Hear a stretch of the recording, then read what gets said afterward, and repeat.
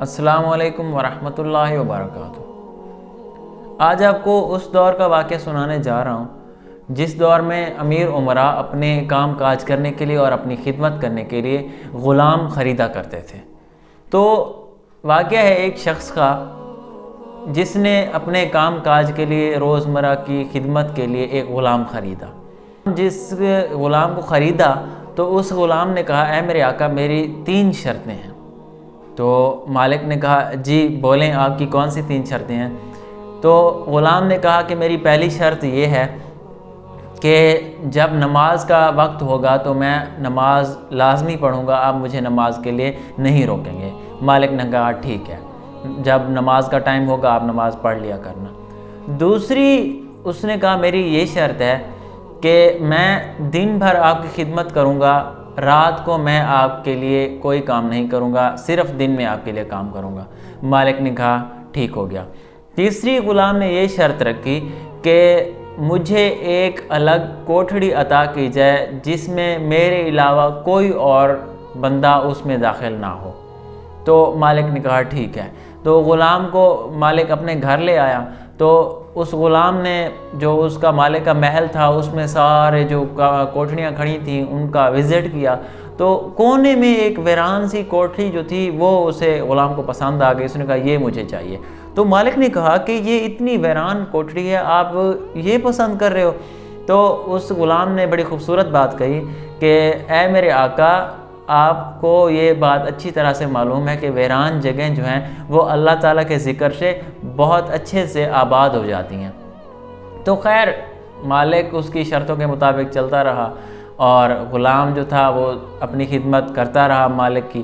تو ایک بار ایسا ہوا اتفاقاً کہ مالک کے گھر جو تھا، محل تھا، وہاں پہ اس مالک نے رات کے وقت، رات گئے تک اپنے دوستوں کے لیے ایک پارٹی رکھی، مطلب اہتمام کیا۔ وہاں پہ شراب کباب، ناچ گانا، یہ وہ سارا چل رہا تھا۔ تو جب مالک کے سارے دوست آدھی رات کو چلے گئے تو مالک نے چاہا کہ کیوں نہ اپنے گھر کا ایک راؤنڈ لگایا جائے، وزٹ کیا جائے۔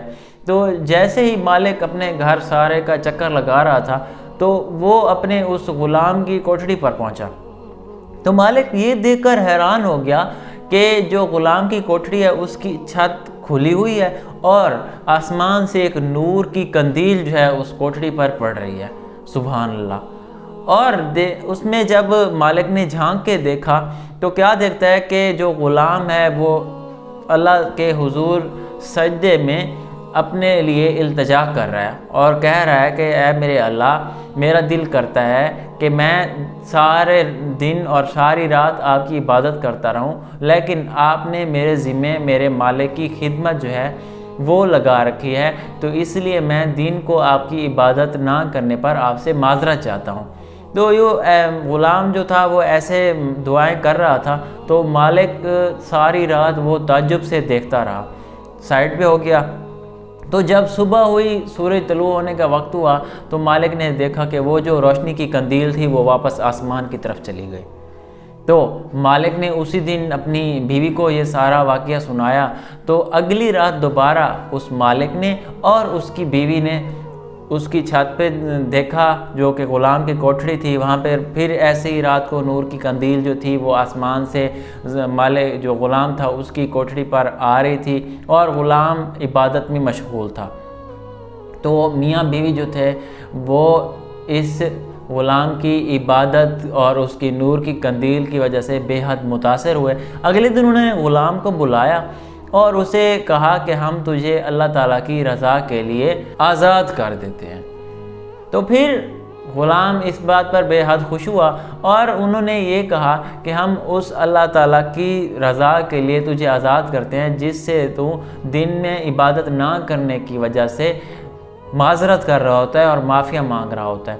اور انہوں نے ساتھ ساتھ اس غلام کو یہ بھی کہا کہ ہم نے وہ سارا آپ کی کرامات اور یہ ماجرا دیکھ لیا کہ ایسے ہی نور کی ایک قندیل آتی ہے جو ہم نے دیکھی ہے۔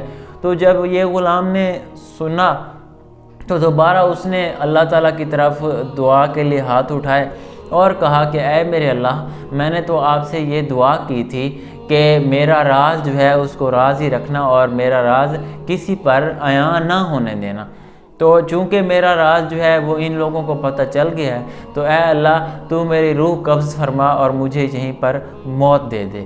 تو جب یہ غلام نے یہ بات کہی تو وہ جو میاں بیوی اس کے مالک کھڑے تھے، غلام انہی کے سامنے ہی اس کی روح پرواز کر گئی اور وہ وہیں کا ڈھیر ہو گیا۔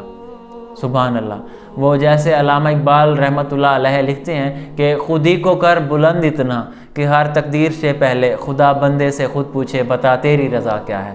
تو یہ غلام جو تھا وہ اللہ تعالیٰ کے ایک برگزیدہ بندہ تھا، تو اللہ تعالیٰ نے بھی اس سے تقدیر سے پہلے اللہ تعالیٰ نے اس کی رضا چاہی۔ غلام نے کہا کہ مجھے ہمیشہ کے لیے اپنے پاس بلا لے، تو اللہ تعالیٰ نے وہی کیا جو اس غلام کی خواہش تھی۔ تو اس واقعے سے ہمیں یہ سبق ملتا ہے کہ ہم اپنی تقوی اور پرہیزگاری کی بنیاد پر اللہ تعالیٰ کے قریب سے قریب ترین ہو سکتے ہیں، کیونکہ جیسے رسول اللہ صلی اللہ علیہ وآلہ وسلم نے خطبہ حجۃ الوداع میں فرمایا کہ کسی عربی کو کسی اجمی پر اور کسی اجمی کو کسی عربی پر کوئی فوقیت نہیں ہے، اللہ تعالیٰ کے نزدیک صرف وہی فوقیت ہے جو کہ تقوی کی بنیاد پر ہے۔ تو ہمیں چاہیے کہ ہم اللہ تعالیٰ سے اپنے گناہوں کی معافی مانگیں اور اللہ تعالیٰ کی عبادت کریں، اپنے ذکر اذکار اور نمازوں کو وقت پر ادا کریں اور اللہ تعالیٰ کی عبادت میں مشغول ہو جائیں تاکہ ہم دنیا اور آخرت میں کامیاب ہو سکیں۔ اللہ تعالیٰ ہمیں ان تمام باتوں پر عمل کرنے کی توفیق عطا فرمائے۔ السلام علیکم۔